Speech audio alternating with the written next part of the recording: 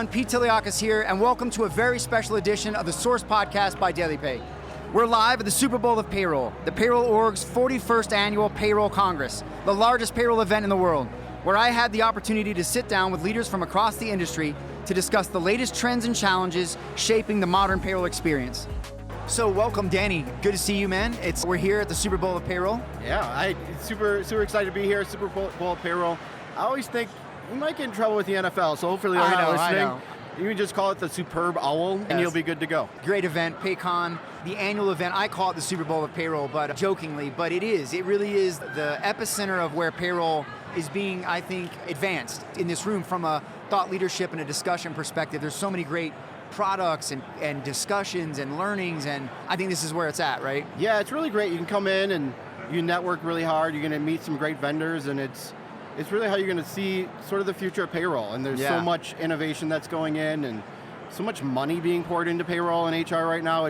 It's a great time to be here. Yeah. So for those that don't know you, give us a quick introduction. What do you do, and what is your role? I know it, but I want to get you introduced here. So Danny Schulz, I am the Senior Manager of Corporate Payroll Systems and Taxes for Kohler Company. I oversee payroll for the US team. We have payroll direct ownership over the UK payroll team and some Canada oversight. And then we're really steering a global vision for payroll at Kohler. And we're starting that journey. It's going to be a lot of fun. It's going to be a ton of work, but it's a great place to be. Yeah, congratulations, man. That's awesome. I think there's a lot more companies today that are on that global journey that weren't before. I know Kohler's been an international firm for a while, but there are a lot of firms that are new to that world, and it's scary. It's complicated, it's gnarly, right? And so, look, thanks for what you do. I love the payroll practitioner. I'm a former practitioner, and I feel like you guys are the essential worker, I guess is what I would say. Yeah, I always like to say we're the unofficial essential worker of the pandemic, right? Yeah, the unwritten my team, worker. They did great work. We 8,000 unemployment forms during the pandemic, and we helped to make sure people got paid, and it was a lot of work. But we kept the wheels on, everything kept going. And got you. Payroll goes on, man. Yeah. Payroll doesn't on. stop. Yep, you got to get up that hill. I think the payroll practitioner has been through a lot in the last 5 years, right? The pandemic for sure, but how has this changed since you entered the space as a payroll practitioner to now? Like, well, the world's different now. Yeah, it really is different. You look at the way people work together is different.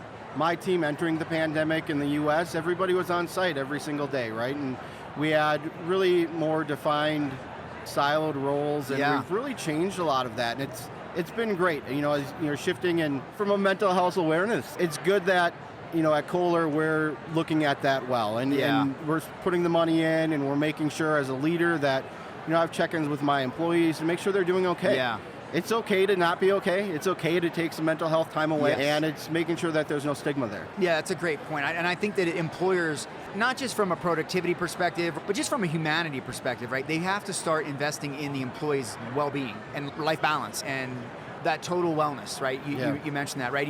I think you mentioned that it's Mental Health Month. Yeah, it is. May is totally Mental Health Awareness Month. Big to me. I've got a lot of friends that struggle with it. I've struggled with it in the past, and we've all been through something. The pandemic was super hard as a parent. My wife was in work and in the school system, and I was at home doing my day job, trying to teach with my kids at the time, and that's super hard. Trying to keep a kindergartner at the time. Oh man, leveraged all day. Right? They were long days. Good stories out of there, but long days. Yeah, I bet you learned a lot for sure. So let's come back to that in a minute. Like, how do you feel we talked about changes a little bit. How do you feel your leadership in the organization, senior leadership, is now looking at payroll? Do you think that's changed at all for you? Yeah, for us, I leverage my marketing degree and really make sure that we tell the story of payroll. We've done a lot of work in metrics this year, and we can say, hey, we've processed this many pay slips. Those numbers were never really published at Kohler, and it's really an understanding of how many things go in. The error rates are super low. Yeah, they're going to be errors. We're all human. There's system issues that are going to pop, but it's super important that the teams feel appreciated and they get rewarded and they get recognized. The team's been there a long time, and they know what they're doing. They're experts. Yeah, absolutely. You talked about your marketing degree, right? Trying to reposition payroll, I guess. How much of your job now is telling that story to the leadership of what's really going on and what's really needed? How much of that is day to day for you? I'd like to spend more time on it. I think there's a lot more stories we have to tell. We did a lot of work in the last 12 months making sure the data coming out of the systems is good so we can report on it. and then also making sure the metrics that we are reporting are great. I think probably 10-15% of my job is looking at the metrics and driving it. I think that'll increase. We just did some promotions on the team, and metrics are part of that role now, and it's something that we haven't done before, and looking forward to see how we can really, shine that light and do things a little differently at a company that's celebrating a 150-year anniversary this year. That's amazing, 150 years. 150 years, Congratulations, big celebration? Yeah, they're doing all kinds of stuff all globally. It's a lot of fun. Very cool. So it sounds like you have a leadership team that's open to listening to you and helping you make positive change, right? Yeah, totally. That's so they've important. been great, yeah. So important for the payroll practitioner. I think there's a lot of, it's not just going to be the leadership coming down and wanting to engage. It's going to take a bottom-up approach and a top-down. Everybody meeting in the middle and kind of saying, hey, what do we have to do to get more value and give more value back from payroll? And I think that's where those conversations have to happen, investments have to happen, but really an understanding. Do you think that today's executives really understand what's going on in payroll? I think there's pockets. Yes, I still think there's a lot of people that think it's just this, you're just down there cutting checks. How hard can that be, right? You're pushing a button, no big deal.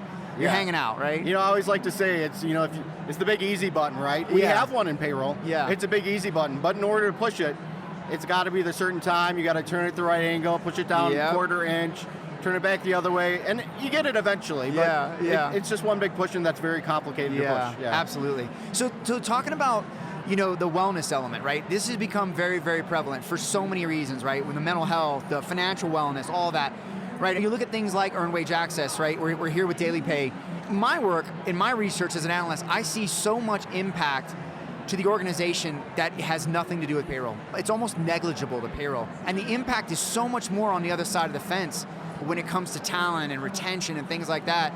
It's just remarkable. But how do you guys see the wellness package, if you will, approach? Like, how do you approach that, right? It's not one thing, it's a lot of things. So how do you approach that?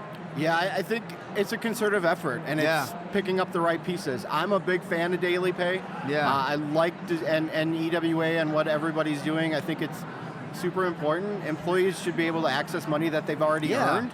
And, an employee who, maybe isn't the highest earner and their tire blew out on the way to work and it's Monday and they don't get paid till Friday, they might miss work, which impacts production, and you're going to have maybe turnover and all these numbers. It's good for the financial bottom line. That's not the reason to do it. The reason to do it is a good people thing to do. Yes, right. At the end of the day, employees, they work a third of their life, and it's super important to me that we do the right thing. And as payroll professionals, there's been a lot of hesitation for EWA. I think, depending on the technology you're on, it's not as hard as you look. I think we're getting it all figured out. Integrations are way better now than they were, 3, 4, 5 years ago. And it's, looking at the investment and just not saying no. Sometimes not, finding the way to yes is more important than the quick no. That's an interesting way to put it. I think it's important to understand, like, the paycheck, payroll shouldn't end when the paycheck's delivered, right? It goes on, and that relationship between employee and employer, it's such an important bond, right? And it's bonded by payroll and other things, but really it's bonded by payroll. Like, payroll is kind of holding it together. And if you break that trust, if you break that bond, it's going to be hard to get it back, right? Yeah. And I think more employers have to start looking at their workforce as an extension of their humanity, right? Like, the bottom line is, I think there's a responsibility that employers have to make sure that people are cared for. And you don't know what everybody's going through, right? Mentally or physically or financially.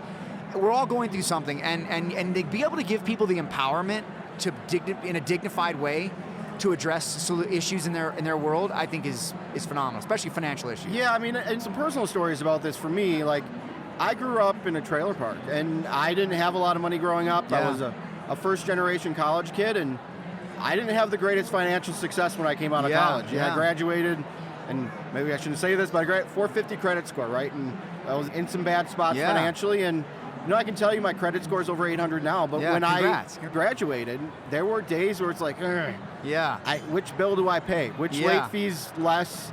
And there were times when something like this would have saved me hundreds of dollars when I was struggling a little more financially, and it would have just been a great deal. And from my aspect as a payroll manager, going, putting this in isn't a lot of work. It's not a lot of net increase of work for for me and my team. And if you get the tech side of it right, it's only a win-win for everybody involved. It's great for the employee and the employee experience. It's, great all around. I think it's the right thing to do. Yeah, there is a lot of angst for the payroll manager, right? I mean, I'm a former practitioner, as you know, and traditionally it's just like one more thing for payroll to do, right? Everything rolls down and lands in your lap. And I think that's some of the angst that payroll leaders have, like, oh, it's the compliance issue. Oh, it's going to be more work for us. Oh, it's employees are just going to be irresponsible with it. And I think those are really excuses in a lot of ways, but they're also fears, right? Fears of losing control in some ways, but also fear of creating more problems that they don't need. No one needs more problems. Apparently, got enough to deal with as is day to day. But I think that, these barriers are self-inflicted. They're not real barriers. They're just, again, excuses in a lot of ways. And I think I would love to see more leaders be open-minded to seeing these things as enablers to their world being easier. These digitally native solutions are not going to go away. Let's look at it that way. They are expected now, right? An employee, many of these generations, if not even other generations that are in the workforce, are expecting on-demand experiences, right? They want it now. They want their pay now. They want their Uber now. They want their, they want it now, right? And I think that is a dynamic, in addition to mobile access and APIs and all of this, is bringing more and more fintech closer and closer to payroll and giving employees that empowerment and options. Yeah, it's going to be expected, right? And as payroll companies and payroll and from the pandemic, like everything now is instant. You look at DoorDash and Uber Eats and everything. I look at some old commercials. It's my money and I want it now, right? Yeah. And it's legit, and it's I think there's good stuff for it. And from a digital standpoint, I don't own a PC anymore at home. I like to do everything through my phone, and employees should be able to do that, everything, right? Yeah. And we need to make sure that payrolls, they can get in there and view their statements and, elect what they need to do and make sure that we make that experience fit.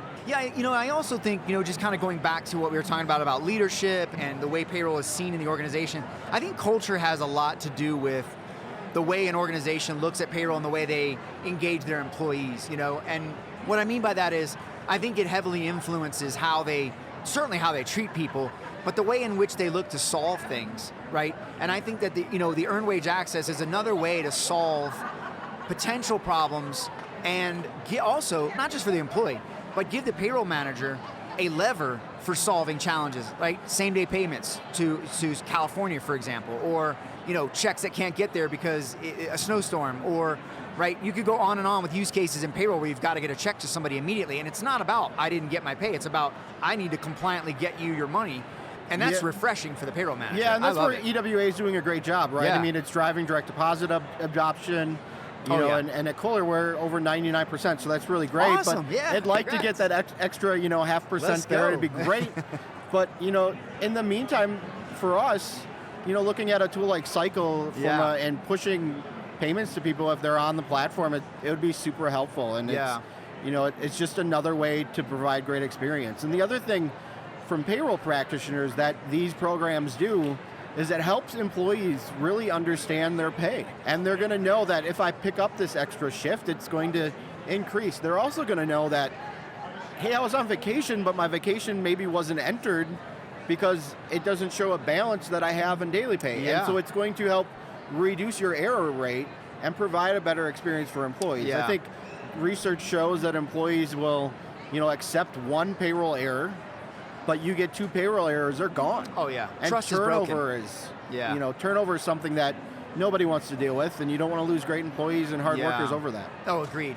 Right, the cost to find, retain, and develop is just, and today, right, we already know there's a lack of talent in the marketplace, or lack of skills. Every employee matters, and I think that's where you have to look at them as part of that culture. How do we take care of them? How do we uplift them and empower them? And that's what I love about the future of payroll, is it's really becoming very democratized, very empowering, and I think you're seeing the employee really take more control, or being given more control over their whole experience, and connecting it to the things that make sense in their world to design and achieve the goals that they have for themselves. So it's fantastic stuff, and I think you're going to see more and more of the digitally native solutions making their way into the payroll payment and payments world. Yeah, and it's great. For me, it's those baby steps towards financial wellness. Whether, it's a step for an employee to stick, $5 $5, $25 away in a savings account, anytime you can drive some of that so that $400 unexpected expense is something they can manage is fantastic. I think the pandemic really opened up a lot of eyes to how much people kind of struggle financially. And and how hard it is to move money around. It's super hard. Especially if you've got an international workforce. That got real hard. And I think that's where payroll really got to shine in that time. And I think that's when people started to really look at it and go, wait a minute, we can't kick the can down the road on payroll, being modernized. And also talk about, business, data recovery and business continuity. Those plans got put to the ultimate test. If you didn't have it locked tight, it was exposed. It was fun. When I started as payroll manager at Kohler, I wanted to do a team building exercise that I was told might have been a little too scary. I wanted to walk in on a Tuesday when we were running payroll and say, hey, I'm gonna get there before everybody that day and tell everybody we need to go do this at a different building and just figure it out and try to swim. And I pitched that idea in 19 and we're like, oh, let's wait a little bit. And I'm glad I did the pre-planning for it and of all the things we needed. Cause it's a must-do though. It is a must-do, and it was from an APA conference. It was a local statewide chapter of Wisconsin we had, and they talked about insurance and disaster recovery plans, and something clicked and like, we need to plan for this. And it's not something that I had a written plan for, and it was just making sure that, okay, if the place would burn down, and we still have physical checks that are printed in the same building. How do we get those printed? Because at the end of the day, payroll doesn't stop. People still need to get paid. Exactly, man. And those got put to the test, and you got to test that regularly to make sure you find those gaps and figure that out. So and I think that this is where things like a DailyPay and earned wage access can help, right? It can help in those continuity moments. It can be a way to get facilitating that. Yeah, and it's something like Cycle, and you push people money, and those are great things, right? Yeah. And these are all good things. You get earned money that's already earned by the employees and money in their hands. It's not a handout, it's not a loan, it's money that they already own. I love that DailyPay has financial wellness tools around it. It's not just about getting money sooner, right? It's about teaching you how to do better with money. And I wonder if the employers are going to need, particularly with the younger generations, right? Like, they're not teaching this stuff in school. They're not, I know I have teens and 20-somethings that I'm trying to teach financial responsibility to. And, just like you were explaining, right, it's easy to get into trouble. It is, And I almost wonder, is the employer almost, needing to help me, help you sort of a thing, educate, right, and start to do some education. And maybe that's where an earned wage access like DailyPay can come in and provide some of those tools to get that education going. I think it's one of these things where you implement one and you're going to have a good insight to what your employees are needing. And if they're using it a lot more in one location, have some aimed financial resources to those locations from a financial training and benefit standpoint. I think there's a lot of things there that companies are looking at, and they should be. It's really the whole of the employee and looking at their mental health, looking at their financial health and their physical health and well-being. These things all go together. And if somebody is on the job and they're worrying about money, and they're building a toilet and they're molding a toilet, I bet their error rate and their scrap rate's probably a little bit higher. These things all impact the bottom line, and it's just getting the right story in there and telling it the right way. Yeah, absolutely. Right, telling stories. That's what I love about the future of the payroll practitioner and leader. Really is going to be about taking data, telling stories, and making impactful conversations to make change, right, around that data. And I think that is exciting. I hope you're excited. I'm excited for the payroll practitioners out there. The role is going to change. There's so much. It's been great. There's, and you really see it. And you come to these events and you're at Congress, and the conversation's changed in the last 5 years, right?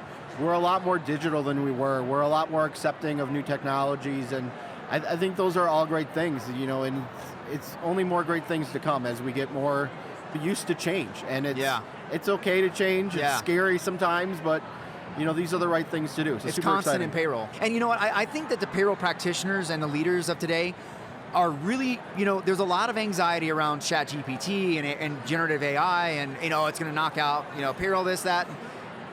No, it's going to augment you. It's going to help you remove all of that nonsensical minutia of ticking and tying and day-to-day stuff, and help you get to the stuff that really, the tasks that really matter, right? And advising your organization and championing that change and helping employees get through, or helping the organization get through that merger and acquisition or whatever. Yeah, and the only people I think that are going to be impacted by those are the ones who don't adopt, right? If you're going to be a user of it and you're going to augment and you're going to use it, great, but also make sure you you don't trust it blindly, Yeah. right?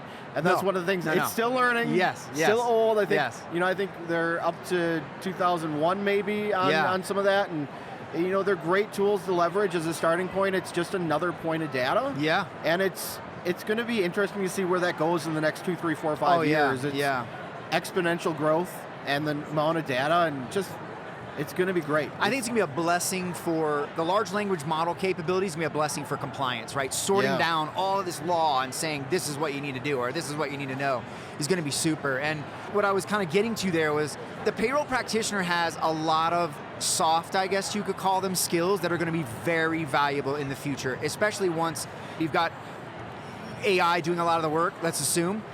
You're going to need to be creative. You're going to need to be adaptive. You're going to need to be emotionally intelligent. You're going to need to be highly adaptive and be able to pivot quick. That's all that stuff payroll does every damn day, right? Like, at the end of the day, I think they are more poised to engage and perform with a AI solution than any other profession, because you're so fundamentally ingrained in that mindset. You have all of those.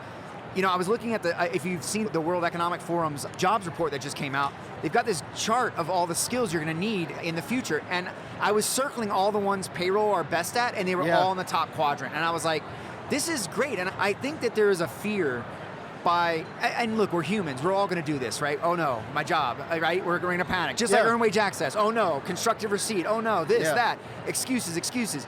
But I think when you look at it, like, it's really going to relieve payroll from a burden that they've had on their shoulders. You talked about having to twist the easy button 100 different ways to make it, a Rubik's Cube to make it work.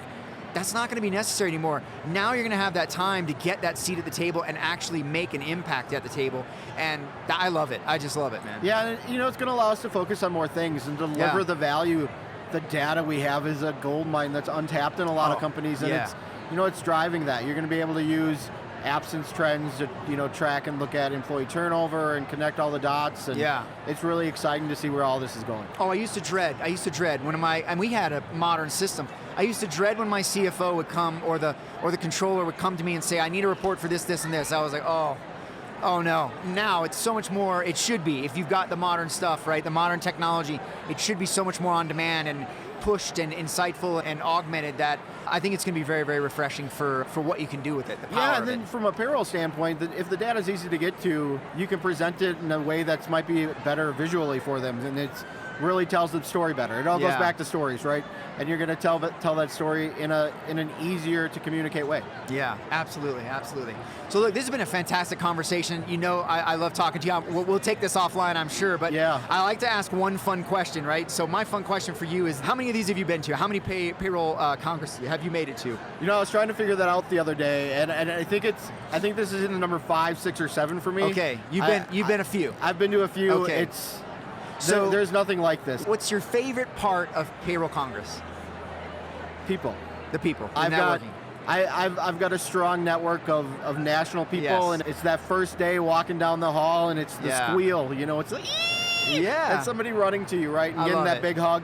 I'm a hugger. I know. I've had so many hugs since I've gotten here. The payroll community is the best in the game, man. When it comes to any tower of HR, I find the payroll community rallies around each other, lifts each other. I mean, look, the reality of it is you don't have to go through this stuff alone. Someone's been through it, and the community is willing to help you. And the payroll org provides an amazing payroll community now, right? That's fantastic. It's really been a great new tool that they gave for us to communicate, and it's awesome. Yeah, awesome. Well, this has been a great conversation, Danny.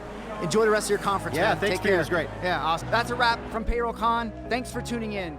For more of The Source by DailyPay, head to dailypay.com or look for us wherever you get your podcasts.